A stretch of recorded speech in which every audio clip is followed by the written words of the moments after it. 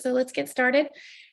Hi, I'm Stephanie Boozer with CUGC HQ, and I'm glad to welcome you to today's webinar with Nutanix, talking about Citrix Nutanix Cloud Clusters with Azure and AWS. Had a lot of interest in this topic, so I'm not going to take up much time. I'm going to go through a couple of housekeeping details, and then I'll get us going. So for starters, we are recording this presentation and you will get a link to this recording tomorrow. So be on the lookout for that. Also, we're going to take your questions today. So type those into the Q&A panel that you have.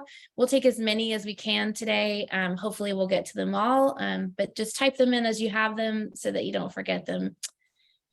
Alrighty, and with us today we have Jarian Gibson. He is a staff solutions architect in the EUC space at Nutanix. Hello, Jarian. Hello. I'm glad to have you back, Jarian. You've been a frequent flyer on our webinars, so I'm glad to have you back on our stage. Also, we should have with us today Arno Peng and CTP. He is a Tampa CUGC leader, and he's going to keep an eye on the Q&A coming in and help with the Q&A discussion. So while he's connecting, I'm going to go ahead and hand things over to you, Jarian, to get us started. So let me stop my share and then you can take over the screen. All right, so let me go ahead and share my screen. Let me get the chat up as well, just so I can see everything while Onard's still connecting. So welcome. Hey, Rick Dellinger out there. Thank you. You're digging the beard. I see you in the chat. Thank you. Today, I'm going to talk about Citrix on Nutanix Cloud Clusters. And so kind of overview here, agenda, we're going to talk about introduction, hybrid cloud with Citrix, cloud clusters overview, Citrix on cloud clusters. I do have 2 demos depending on time, additional resources and questions as well. As Stephanie said, I'm Jarian Gibson, a staff solutions architect with Nutanix. I've been here just over 4 years now. And I'm a CTP and also a co-leader of the CUGC group. I will be keeping an eye on the chat and an eye on the Q&A panel as well while Onard's still connecting. I did this last year webinar, but it was mainly focused on AWS because we just launched AWS. And the 2 things I got asked from that webinar is GPU and Azure. And so, surprise, today I will talk about both of those things along with some new things for Azure as well. So kind of thinking about, your EUC, your Citrix, you're on-prem, you're making that cloud journey, or maybe you have some on-prem, some in the cloud.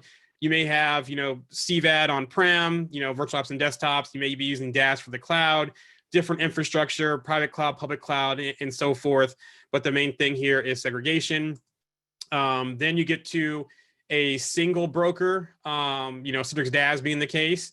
But then you still have your private cloud and your public cloud, and you may have different sets of tools for both, depending on what you have on-prem, and then going to native public cloud for your workloads and other components.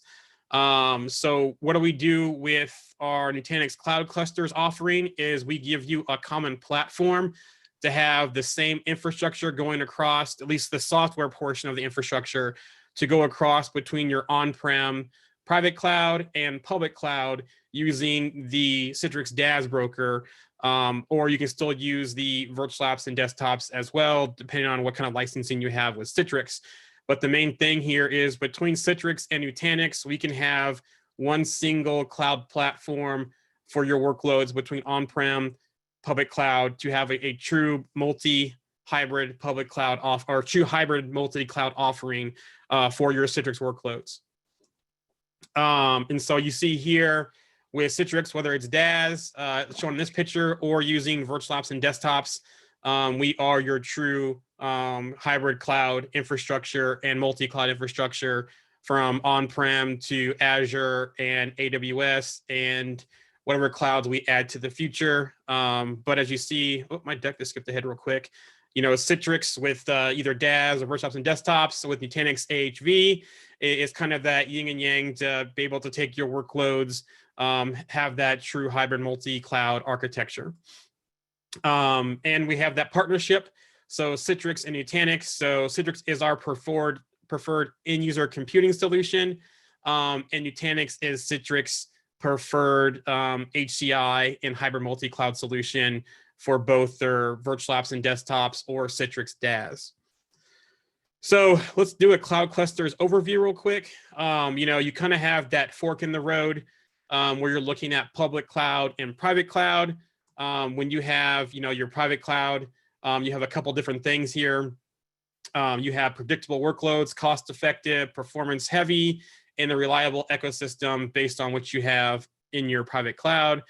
Then when you look to get into public cloud, cloud native, elasticity or bursting, just-in-time provisioning, seasonal workloads, and so forth. So how are we looking at that as the new data center? Where you're looking at that gap between, a hosted private data center, private cloud, public cloud, looking at SaaS applications, looking at Azure, AWS, or some of our managed service partners like Equinix or Sextera or OVH Cloud as well, to have that true hybrid cloud solution.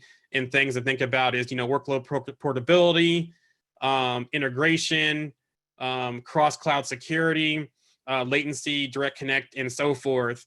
And that's what we're starting to do with our kind of unified hybrid and multi-cloud offering between the private cloud and public cloud using Nutanix Cloud Clusters.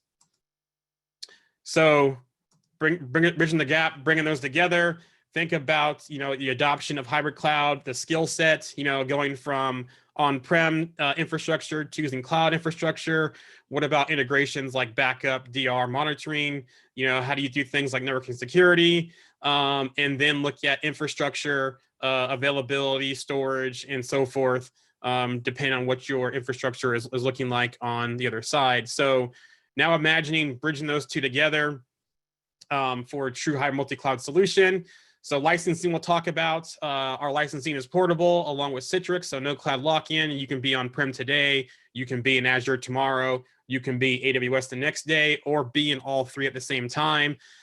Integration in public cloud accounts, so you bring your cloud accounts, we bring our software, and you're going to be using bare metal nodes in Azure and AWS. Seamless movement using our exact same consoles, pane of glass, our built-in tools like protection domains, Nutanix disaster recovery, protection policies, recovery plans, all the same tools when you're going from on-prem to Azure to AWS, and even in between all three of those.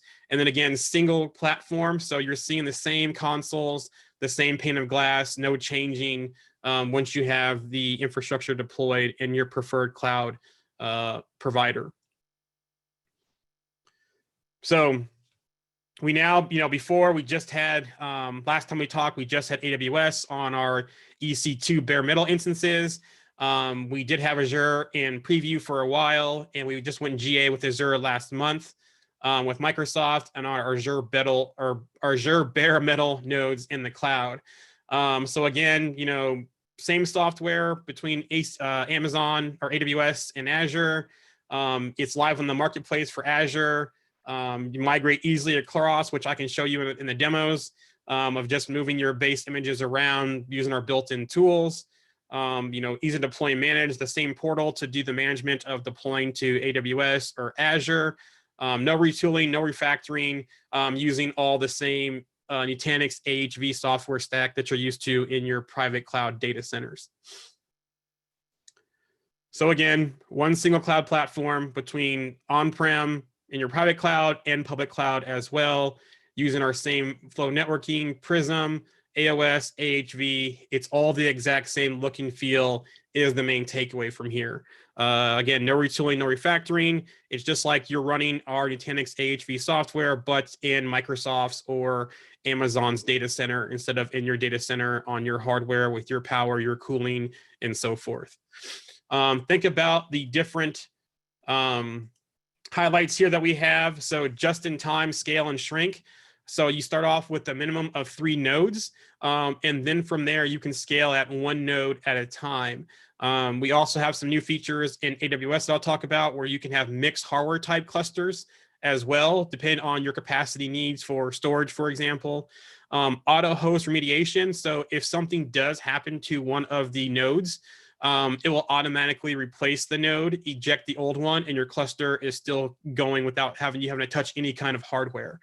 DR cost optimizations, things that we can do with our replication, our cost governance visibility, being able to shrink up and shrink down, but also to a feature that we have in AWS, you can hibernate and resume the cluster, so you're only incurring compute costs when you actually need to use the compute, not 24/7. You can procure pretty easily. Once you have access to the portal, whether it's through trial or purchasing our software, you bring your cloud accounts and then you start deploying things into either AWS or Amazon. And again, on demand, scale up and scale down. Start off with 3, scale up to X amount depending which cloud you're in, and then scale down 1 node or multiple nodes at a time, or scale up 1 node or multiple nodes at a time as well. And then we also have global expansion without any physical DC data center presence, where we have several regions across the world that you can deploy in. A lot more in AWS. We have some in Azure I'll talk about, with more planned as well. So being able to have regional availability, regional connection to Citrix workloads without having any of the physical PC or DC costs there. Let me check the chat here real quick. So we're going, chat's good, Q&A is good. So I talked about physical DC presence here. So the first one we'll talk about is going to be Azure. So as you see, we went live. We went live in US East 1 and 2, US North Central, and US West 2. So we went live at GA with Microsoft in the US. And as you see here, that we have planned to go to other regions throughout the world as well. UK, South London, Amsterdam, West Europe, Germany, West Central, Singapore, East Asia, and then also South Wales, Australia as well. All regions you see here have our AN36P nodes, except for US East and US West 2 use a different node, which I'll talk about the different node types as well. So talking about our node types, AN36P is the one that's only in US West and US West 2, where we have AN36P, which is going to be newer hardware, a little bit more storage, and that's going to be more RAM as well. Also, and that's going to be in all regions in future locations except for US East and US West 2. So you have a pretty good offering there for the hardware. The AN36 is going to be similar to our i3 metal node that we have in AWS, with the AN36P being more closer to the i3 EM metal node that we have in AWS as well. If we have any customers out there that are already deployed in AWS, just some comparisons there for the node type. Storage is different, but as far as the compute and RAM and networking, pretty similar there in that piece to AWS. What do the nodes look like? So you see that we're balancing the memory across the processors, 225 gig ports. Then we have our different capacity for our NVMe, redundant boot disk, and so forth, just to see what that horror looks like for the Nutanix or Azure ready nodes that Microsoft has for us to deploy clusters on in AWS or in Azure. Some of the pricing that looks like. So you see this is this comparison here between the different nodes, about $5 or $5.50 per hour, and then different prices, based on your license or your commitment with Microsoft, and then these are just public pricing here for that. What does it look like as far as the Azure pieces? So kind of similar to what we talked about to AWS last time, and I'll show you AWS again. So on your on-prem private cloud, you have your bare metal nodes. You connect between ExpressRoute, Direct Connect VPN. Then we have some VNets that we deploy for Prism Central and for the Flow Gateway. Then you have a VNet for your cluster nodes. Those are paired together. And then we have our Azure ready nodes in that cluster's VNet. And you also talk to your native Azure services as well. And we use some of those out there also for the offering. A little bit more in depth on the architecture. So we have that hub VNet. That's the VNet that usually you're going to have for your VPN, your Express routes, your Direct Connect. And then we'll have our VNet for Prism Central with our Flow Gateway, which is a native Azure VM. And then we'll have our VNet with our cluster nodes, and those are automatically paired together on deployments. And then you pair that with your hub VNets. That way you have your access to on-prem or to other clouds even. So, you know, you could have a multi-cloud setup in here to where you have your on-prem with that VPN, and the hub VNet is also connected to, you know, VPN to AWS as well in a hybrid multi-cloud scenario. So just something to think about there. So our flow networking capabilities, you know, VPC, so it does deploy Prism Central for you, which is required for the networking. For the flow piece, it does put a VPC. Then you set up your NAT or no NAT networking, depending on your requirements. You can do policy-based routing, ACLs, hybrid cloud connectivity, and then your subnet as well. So a little bit different than AWS, where it's, you know, directly with no Prism Central or no flow. Because some networking differences in Azure, we do deploy Flow and Prism Central for you automatically. Let me check the Q&A here. It looks like we have a question. What are the limitations, the number of nodes for Azure versus AWS? Also, what's planned for that limitation? That's a great question. I'll cover this, but just to kind of address this pretty quickly. When we first released AWS, it was 16 nodes was a limitation. We then went to 21 nodes and then went to 28 nodes. So as we're looking at placement groups and so forth in the cloud and testing limitations, we are, you know, increasing those limitations. Today at Azure GA, it was 13 nodes in the cluster, and we're looking to expand that, you know, going forward. Again, just like with AWS, we started with 16, went to 21, 28. We'll see the same thing with Azure as well, 13, 16, you know, getting to the 20s as well. So we should have the same cluster limits also. So there is a roadmap for that, and that's always a work in progress. So good question there in the chat. Let me see, so that one was answered. Let's go back to the deck. Again, AWS, similar concept, except we're deploying directly in the VPC.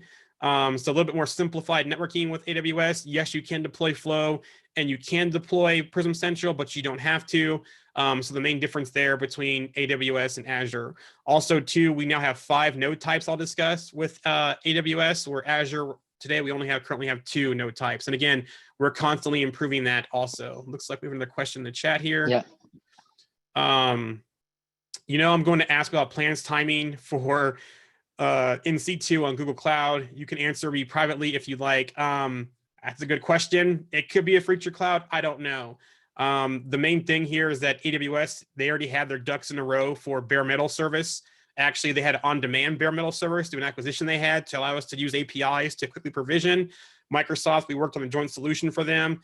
Google Cloud doesn't have that yet. And, you know, to do that will be a first step for them to get some kind of bare metal service to deploy in Google Cloud. But it's a good question there, Rick. Something we probably chat more offline, but it's not there today. So availability. So remember I talked about last year, if you were on the webinar, and I said earlier how we had 16 nodes to start with AWS, and we had 4 node types. Well, now we have 28 nodes in the cluster, and we have 24 regions with 5 node types. The newest one is the G4DN at the bottom, and that's going to be your NVIDIA T4 nodes. So you're going to have 8 T4s in that node type if you have GPU in the cloud. So just kind of checking back from last year's session, one of the main questions I was asked, do you have GPUs? We didn't last year, but we do now. So we're always evaluating new hardware types based on use cases we come across. And once we have those qualified, we add those as an option to pick as well. So you see we're constantly improving the product as new hardware comes out, as new nodes come available, things like GPU, you know, testing cluster size as well, and increasing that. On our portal, we do have reference architecture guides for AWS. All those are built on the i3 nodes, which you see are kind of close, you know, similar to the AN36 nodes based on RAM and compute. And then you see the i3N, i3EN, which are similar to the AN36P, you know, for compute and RAM and so forth. So kind of similar node types there. But depending on your requirements, you know, your compute, your storage, that's the node type you'll pick. And we do have a new feature I'll talk about where you can have mixed node cluster types depending on your capacity needs. Last time I talked, Hibernate Resume was still, I think, Tech Preview or EA. Hibernate Resume in AWS is now generally available. So what this does is you can actually pause your cluster, release the hardware nodes. That way you're not getting charged for the compute cost. That is going to, back on storage. And then you resume the cluster, you wake it up, and then your storage rehydrates to the cluster. So you're only being charged for minimal storage cost when you're not using the compute. So think about like a DR scenario or testing or a lab. You wake it up periodically to replicate to it based on your recovery time objective, your recovery point objective. When you're done with the replication, say like a weekly one, you hibernate it. You're not incurring those compute costs, only the storage, and then bring it up, do more replication to it and so forth, which you can be automated. A good teammate of mine, Dwayne Lesnar, if you're not following him on Twitter or LinkedIn, please do. He's always posting good content out there about using playbooks and automation and even some in-depth, more technical stuff on how things work under the hood for clusters, whether it's AWS or Azure. So if you're not connected with him or following him on LinkedIn or Twitter, make sure you do, because he's always posting good stuff out there on Nutanix YouTube channels. The next thing is heterogeneous clusters. So when we first released AWS, you had to have the same hardware type. Let me check the time real quick. Okay, we're good on time. You had to have the same hardware type in the cluster. So you picked i3, had to be all i3. Recently, we picked, we enabled mixed node type clusters, where you can start off with 3 nodes of one hardware type and then add mixed nodes after that. So for example, if you're doing i3 metal nodes, but you need some more storage heavy stuff in the cluster, once you deploy those 3 nodes, you can add a couple of i3en, which are more storage heavy, to kind of help with your storage capacity needs.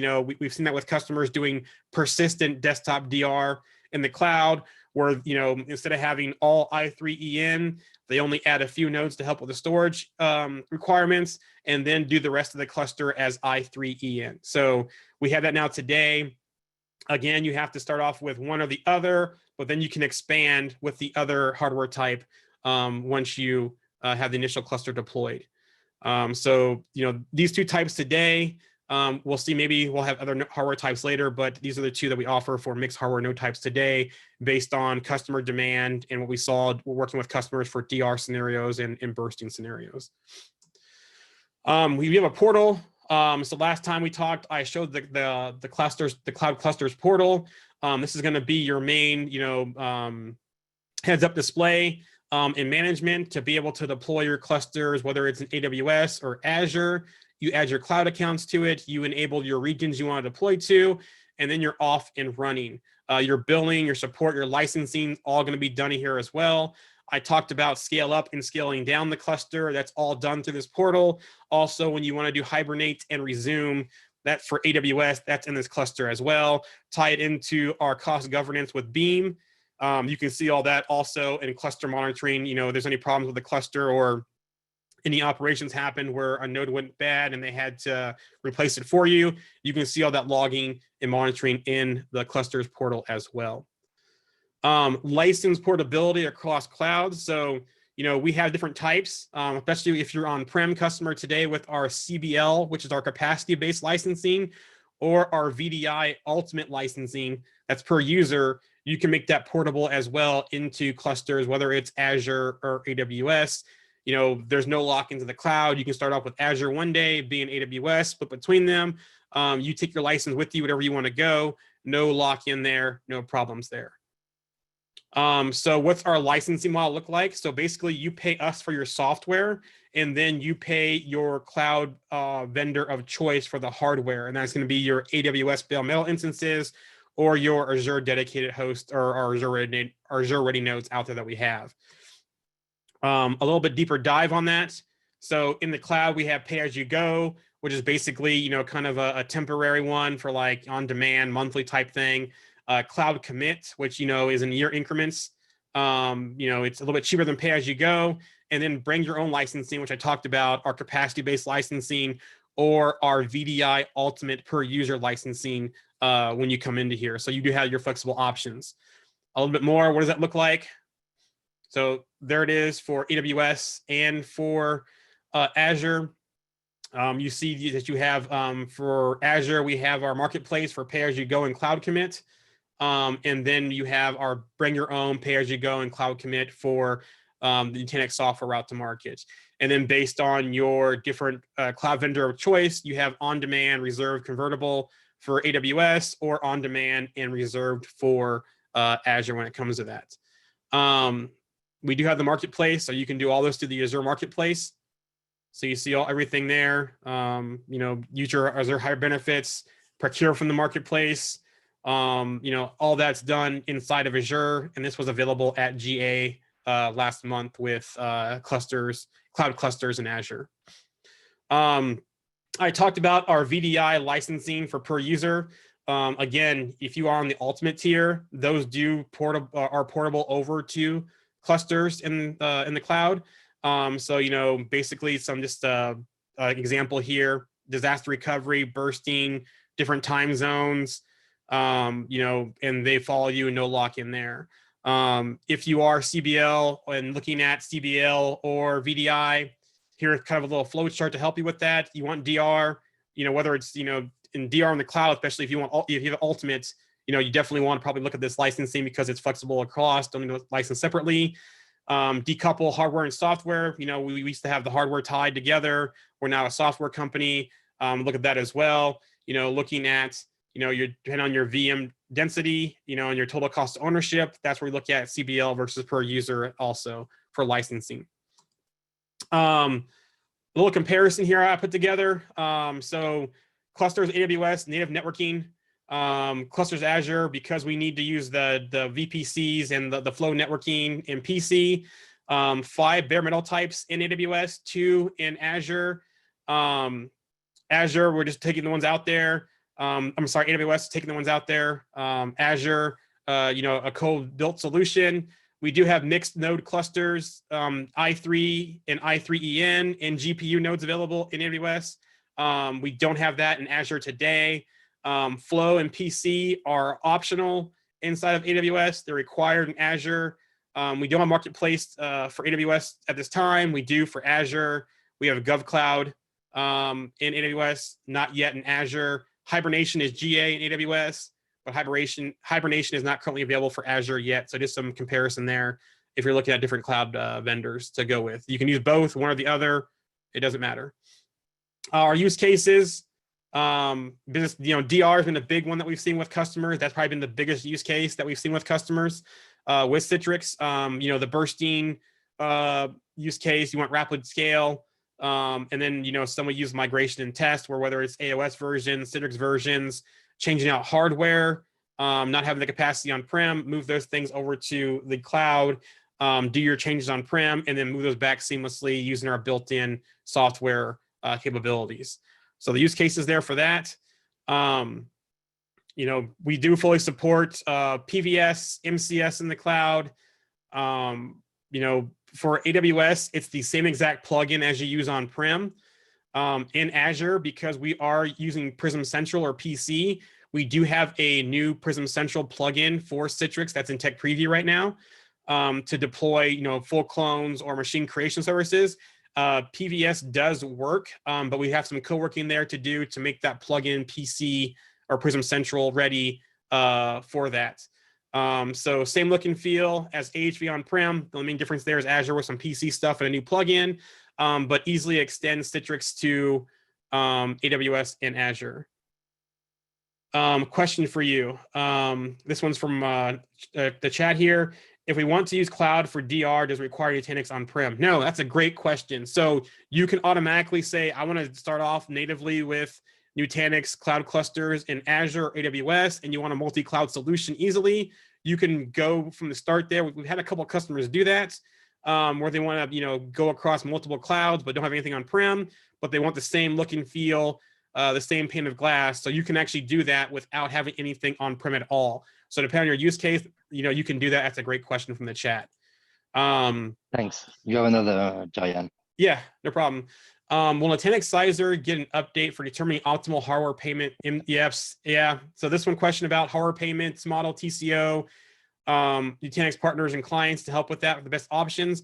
I know they're constantly improving that for Sizer, and Sizer is a tool we kind of use to help you, pick out your cluster, your nodes, make that bill of materials out there and so forth. So yeah, they're always improving that, and that's some things that have been asked as well. So stay tuned for that.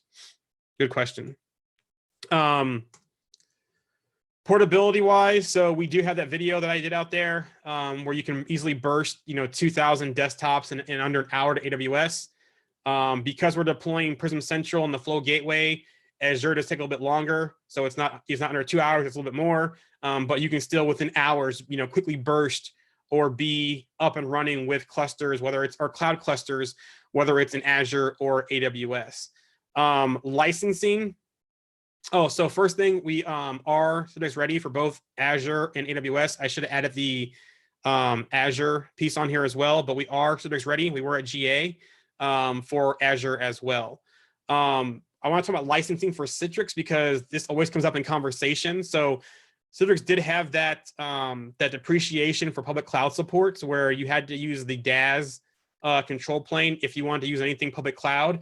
And because we're running Nutanix software on public cloud infrastructure, that required the DaaS licensing control plane as well. Well, they've since changed that to where, with 2203, they kind of went back to that where before you had to be 1912 LTSR, and then you couldn't use 2003 or 2112 in the cloud. Well, they've recently changed that to where you can do that with 2203 as long as you have the hybrid rights licensing. You can easily use the on-prem control plane on clusters, whether in AWS or Azure, with that hybrid rights licensing. So just make sure that if you don't have the DaaS entitlement and you're still using the on-prem control plane, that you have that hybrid rights licensing to be compliant with Citrix licensing and support. Integration points, for those who don't know, so we have our plugins, we have our MCS plugin or PVS plugin, the current Prism Element or PE plugin that we use on-prem, that works perfectly fine in AWS. Again, we do have a PC plugin for Azure and Tech Preview, and we're working on the setup wizard piece for the PVS plugin as well for Prism Central. That'll be coming later. We do have our integration for both the on-prem control plane and the DaaS control plane. And then also too, we have our director plugin for PE as well for those integration points. When it comes to AWS, all these same plugins work like they do on-prem. Again, with Azure, we're moving to a Prism Central model plugin, which that PC plugin will also be available on-prem at some point as well. Why do I mention that? Because recently released a feature called AHV Templates.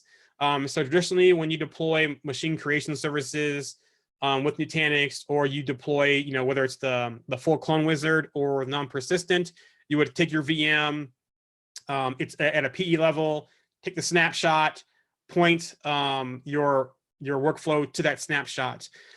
Customer said, what about multi-cluster management and that kind of stuff? So with Prism Central, we have a capability called AHV Templates. So what happens is when you have multiple clusters under the same Prism Central instance with the PC plugin, what you do is you create a template on Prism Central. And then when you go through that, whether it's cluster A, cluster B, you point to that same AHV template and it deploys to the proper cluster using the MCS workflow. If you don't want to use the MCS workflow to deploy persistent machines, you can use templates for that, do domain join, provide licensing key, set your compute, guest customization where you can do it simple or you can do it scripted with the sysprep and that kind of stuff. That's all in Prism Central now. But the new PC plugin will use this capability of AHV templates. And then you see some, guided setup with sysprep or custom setup and all that kind of stuff, or some more additional screenshots here for AHV templates. Provisioning in the cloud, just some differences here. So Citrix does have native Azure PVS with cloud clusters, whether it's in Azure or AWS. It's basically the same thing on-prem that you would have on AHV. So no difference or change there. The main thing with Azure, again, is that today the setup wizard is not there because we have to do some updates to our Prism Central plugin for that because it's Prism Central based in Azure. But AWS, it's all the exact same PE plugins. And then in the future, when we release that PC plugin for Azure clusters for the setup wizard, like you can do a scripted deployment, you can do manual deployment. It's just a setup wizard plugin we have to actually release, but it all works. It's all there. Again, the exact same, there's some differences here between provisioning native and provisioning with cloud clusters. Take that same image, whether it's to Azure, AWS, or on-prem, just some note there about some differences. Demo time, which we were making good time, so I might be able to get both demos in here. So let me go ahead and do the first demo.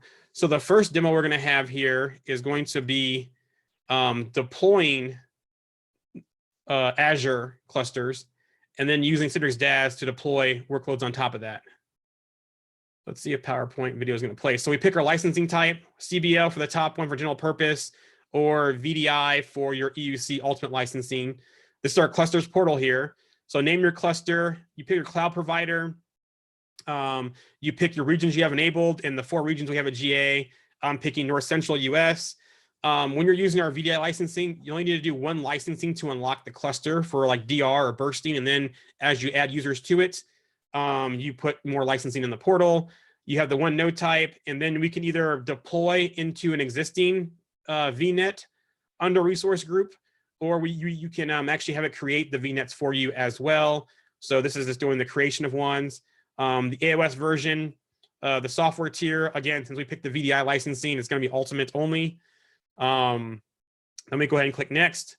Your PC version, scale out PC, how many number of VMs, your default credentials for PC. Again, you can, we said to create the network for you, the VNet. So put in your networking range for that. And then once that's done, we click next. And then you pick your flow gateway VM type, depending on your requirements and your throughput and so forth. You pick small or large, based on what you need. Select your SSH key, and then you click next, and then you see your summary here. You click create, and then in a few hours you will have your cluster created for Azure. We can go ahead and click into the cluster. So you see here in our clusters portal, how many cores, how much RAM, how much storage, how many hosts, the node type, the cloud account information.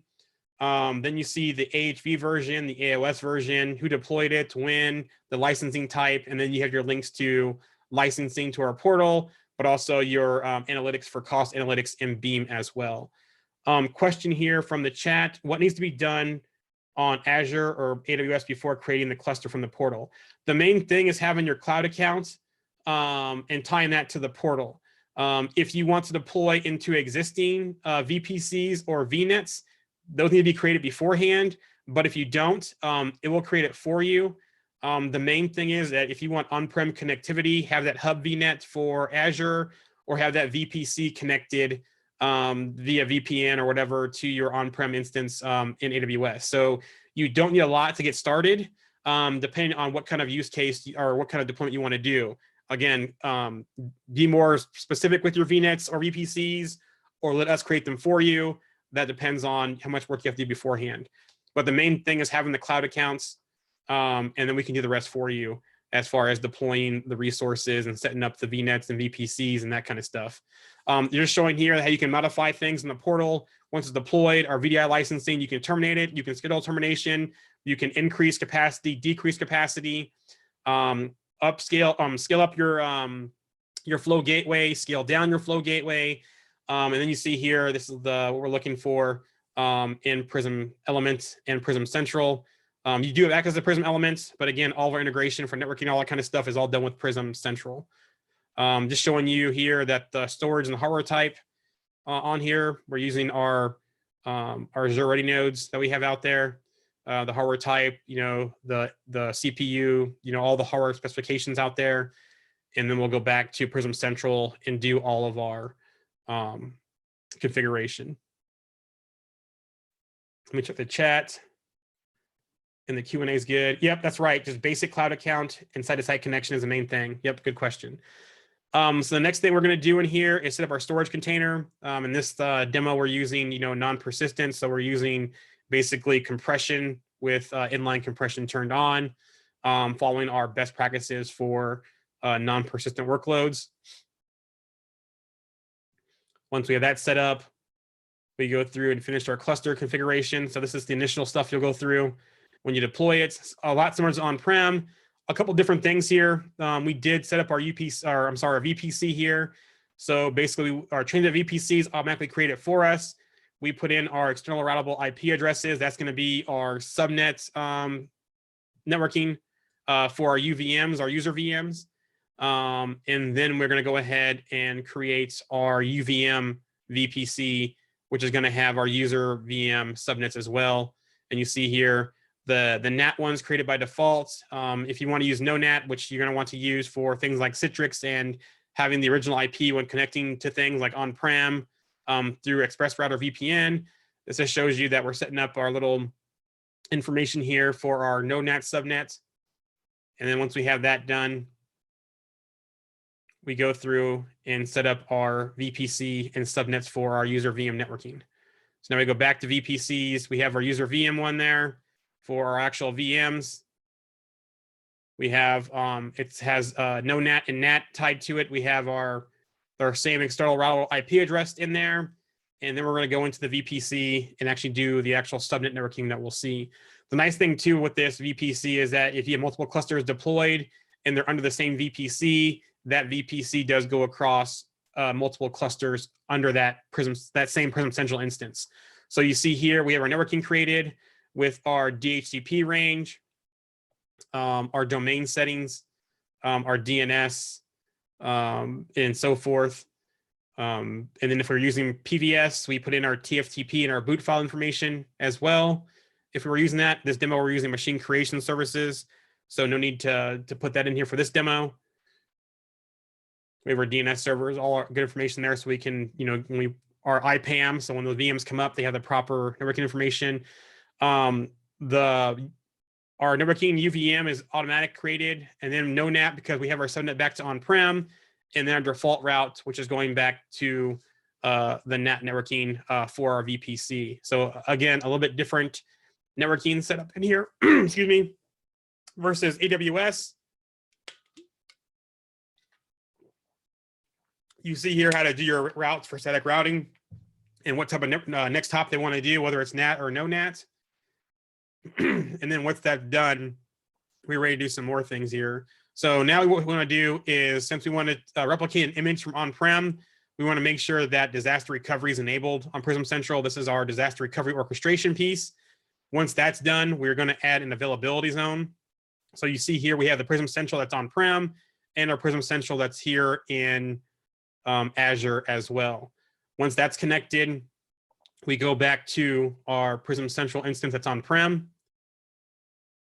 And we do the same thing again. Make sure that disaster recovery is enabled. And then we add our Azure side as a availability zone.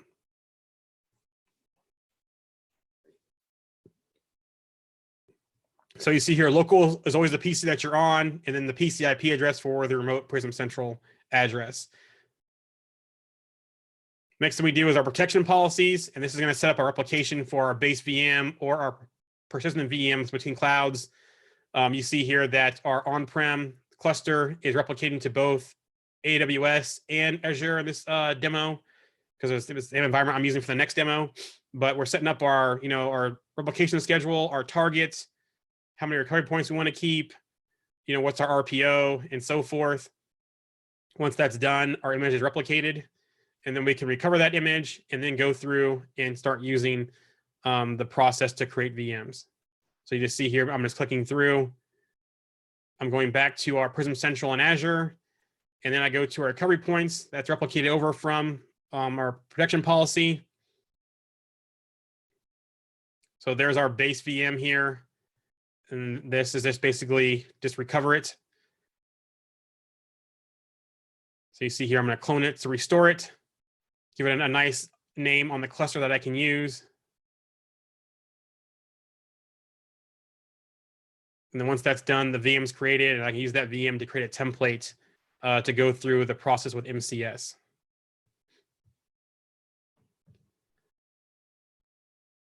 So you see there's our VM that's recovered. And the next step here, I'm going to go ahead and create a template from that VM. It's very simple. You right-click the VM in Prism Central, and you say Create Template.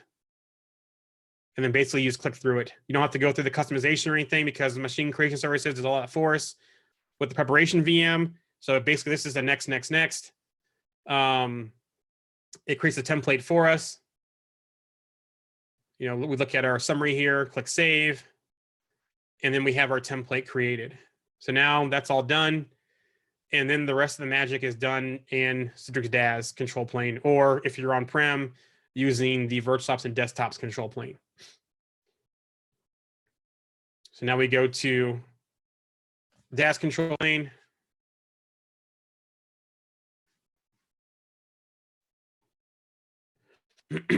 Just go to our hosting connection.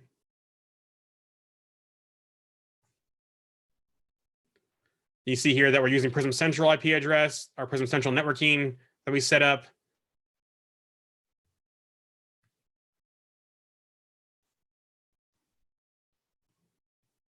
And then we just go through our machine creation catalog piece. I'm going to skip the rest of this demo here in a second because the rest is the standard Citrix DaaS, which we've all seen for the MCS process. But I want to point one thing out here of the workflow for the Prism Central plugin. So main thing here, the proper hosting connection piece for the resources.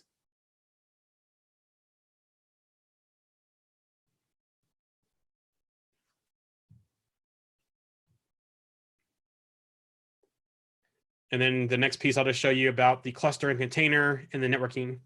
So you see here, if we have multiple clusters under that Prism Central, you would see a drop down here, but we only have one. Pick your base image container, browse out to your master image. This does say snapshot, but for this, it's a template. So we're picking that template that we created. And then networking, once we pick our minimal version for the catalog, networking, we pick our actual overlay instead of VLAN. So on-prem with the PE plugin, it's VLAN. With Prism Central, we can select VLAN or overlay in the proper networking, depending on what networking we have set up on Prism Central. That is pretty much after that, it's the same. So the next one, I'll show you what does hybrid cloud look like, multi-cloud. So on this one, let's go what a hybrid multi-cloud looks like with it. A lot similar to before, where we're going to have our 2 clusters here we're going to have. So one for AWS, one for Azure. So they're both deployed.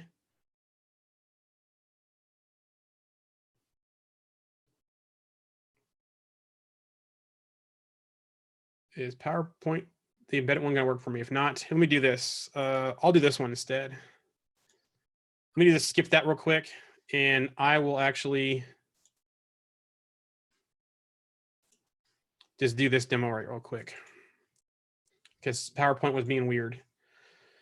So in here, just going real quick, I think we're good on time. But the main thing here, we have our 2 clusters deployed, AWS and Azure.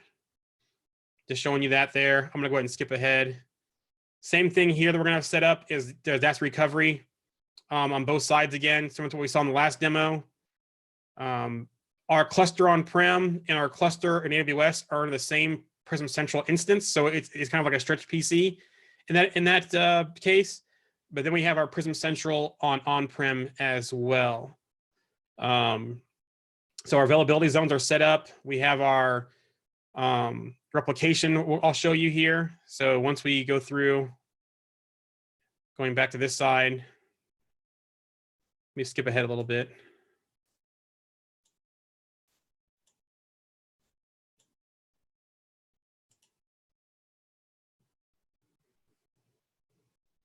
So right here, our protection policy, similar to before, but except we have replication from our on-prem cluster to both AWS and Azure, and we also have replication directly between AWS and Azure as well. So again, we're taking that same instance and moving it around, whether it's on-prem in our private cloud or replicating directly between our 2 public cloud instances as well.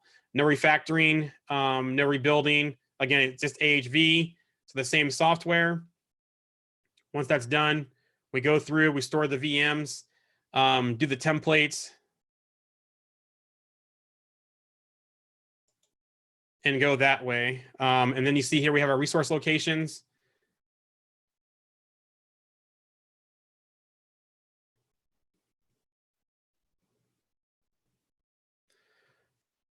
and then it's going through the actual workflow for our hosting connections. One thing I want to point out, the next here is just a standard MCS process, but one thing I want to point out, since we have about 9 minutes left, is our hosting connection that we'll go through here, is that you'll see, once I click through here, that on our hosting connection that you see our Azure, we have the one cluster under PC, but then when I go to our hosting connection for on-prem PC, we have our setup for both our on-prem cluster and then our cluster in AWS as well. Same PC, templates is deployed across both of those, and then that's the setup. The rest of this is a standard Citrix, so I'm going to kind of exit out of this and go back to the deck here, since we don't need to see the main Citrix stuff there. And these demos will be out there eventually, so they can go through and have the voiceover and so forth. So what's done to connect? So we had a question in the chat before of what's done to connect or get started. So the main thing is have an AWS or Azure account. You bring your account, we bring the software. Once that's done, if you need to have connectivity to on-prem, that's where you want to have that hub VNet, express route, VPN, direct connect, in Azure, have that VPC, direct connect VPN on AWS, have access to cloud clusters. We have a trial out there you can have access to. Once that's done, deploy your cluster, get up and running, make sure everything's good to go. Create your networking, configure your storage, connect back to on-prem to replicate things, and then you can either use the control plane of your choice, on-prem control plane or the DaaS control plane, and then you're off and running and testing. After that, that's pretty simple. You don't have to have anything deployed out there unless you want connectivity back to on-prem.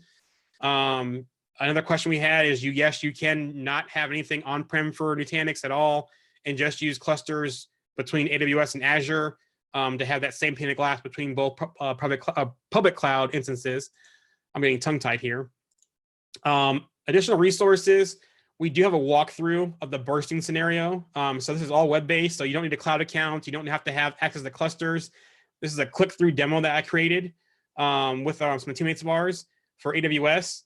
It's going to go through and creating the cluster, doing the protection domains, replicating your base image, going through the MCS workflow, and so forth. So you can do a nice click-through demo. We will have some coming for Azure as well that I showed you, along with the multi-cloud demo I showed you as well, click through. And then what we have here is just some extra resources out there. So our landing pages for clusters, the ready pages for AWS and Azure, the demo, the test drive, all that kind of stuff. On our portal, we do have reference architecture guides and best practices guides. The AWS ones are published. The Azure ones are actually in progress right now. Between myself and Sven, we're working on those to get those published. We also have a Nutanix Validate design for Citrix DaaS. Right now, that's a single location for on-prem, but we are also updating that one to include clusters for multi-site DR. So stay tuned for that. And with that, any other questions or anything? I think we're like right at the end on timing here. So any other questions out there?